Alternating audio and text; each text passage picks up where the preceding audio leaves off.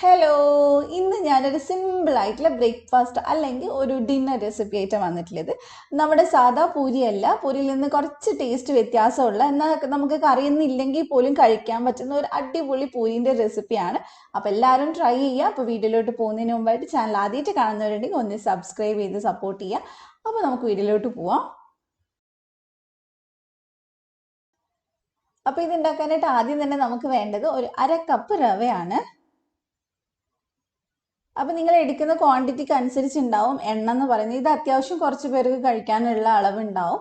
അപ്പോൾ അതിനകത്തോട്ട് നമുക്കൊരു 1/4 കപ്പ് ചൂടുള്ള വെള്ളം, നല്ല തിളച്ച വെള്ളമാണ് ഒഴിച്ചു കൊടുത്തിട്ടുള്ളത്.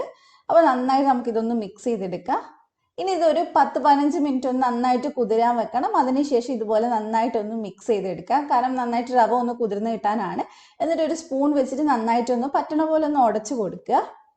അതിനുശേഷം ഞാൻ ഇതിനകത്തോട്ട് ഒരു പകുതി ഉരുളക്കിഴങ്ങ് വേവിക്കാതെ അങ്ങനെ തന്നെ ഗ്രേറ്റ് ചെയ്തിട്ട് ചേർത്ത് കൊടുത്തിട്ടുണ്ട്. പിന്നെ അതിലേക്ക് കുറച്ച് മല്ലിയില ഉണ്ടെങ്കിൽ ചേർത്ത് കൊടുക്കാം. ഞാൻ കറിവേപ്പിലയാണ് ചേർത്തിട്ടുള്ളത്. പിന്നെ ഒരു നുള്ളു മഞ്ഞൾപ്പൊടി, ഒരു 1/4 ടീസ്പൂൺ മുളക് പൊടി, അതുപോലെ തന്നെ ഒരു 2 നുള്ളു ഗരം മസാലയും ആവശ്യത്തിന് ഉപ്പും കൂടി ചേർത്തിട്ട് നന്നായിട്ട് മിക്സ് ചെയ്തെടുക്കുക. നിങ്ങൾ കറിവേപ്പിലയ്ക്ക് പകരം മല്ലിയില ഉണ്ടെങ്കിൽ കുറച്ചുകൂടി അതാണ് കേട്ടോ ടേസ്റ്റ് ഉണ്ടാവുക. മല്ലിയിലേൻ്റെ ആ ഫ്ലേവറും കൂടി ഉണ്ടാവും. അപ്പോൾ നന്നായിട്ട് മിക്സ് ചെയ്തെടുക്കുക. നമ്മൾ സാധാരണ കഴിക്കുന്ന പൂരിനെ പോലെയല്ല, കുറച്ച് മസാല ടേസ്റ്റൊക്കെ ഉള്ള, നമുക്ക് കറി ഇല്ലെങ്കിലും ഈസി ആയിട്ട് കഴിക്കാൻ പറ്റുന്നതാണ്. കുറച്ചുകൂടി നല്ല ക്രിസ്പി ആയിട്ടാണ് ഇത് ഉണ്ടാവുക.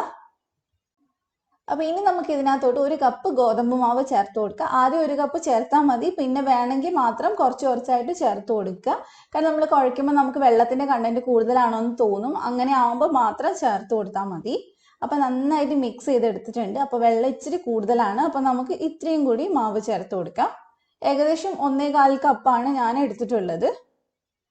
അപ്പോൾ കുറച്ചായിട്ട് ഇട്ടിട്ട് നമുക്കിത് സാധാ പൂരി കുഴക്കുന്ന പോലെ കുറച്ച് ടൈറ്റായിട്ട് കുഴച്ചെടുക്കുക. എന്നാലേ എണ്ണ കുടിക്കാതെ നമുക്ക് നന്നായിട്ട് കിട്ടുള്ളൂ. ഒരുപാട് ലൂസായി കഴിഞ്ഞാൽ നമ്മൾ ഫ്രൈ ചെയ്യുമ്പോൾ എണ്ണ കുടിക്കും. അപ്പോൾ നല്ല ടൈറ്റായിട്ട് നമുക്ക് കുറച്ചായിട്ട് പൊടി ഇട്ടിട്ട് ഇതൊന്ന് കുഴച്ചെടുക്കണം. അപ്പോൾ ഞാൻ കുഴച്ചെടുത്തിട്ടുണ്ട്. അത്യാവശ്യം നല്ല ടൈറ്റായിട്ടാണ് ഉള്ളത്. ഇനി നമ്മൾ പൂരിക്ക് ചെയ്യുന്ന പോലെ തന്നെ കുഞ്ഞു കുഞ്ഞു ബോൾസ് ആക്കി എടുക്കുക. നിങ്ങളുടെ കയ്യിൽ പത്തിരി പ്രസ് ഉണ്ടെങ്കിൽ ജസ്റ്റ് ചെറിയ ബോളാക്കിയിട്ട് അതിൽ പ്രസ് ചെയ്തെടുത്താൽ മതി. അപ്പോൾ എൻ്റെ കയ്യിൽ എന്തായാലും പത്തിരി പ്രസ് ഇല്ല. അപ്പോൾ ഞാനൊന്ന് പരത്തി എടുക്കുന്നുണ്ട്. കാരണം അതുണ്ടെങ്കിൽ കുറച്ചും കൂടി എളുപ്പമാണ് പണി ചെയ്ത് തീരാനായിട്ട്.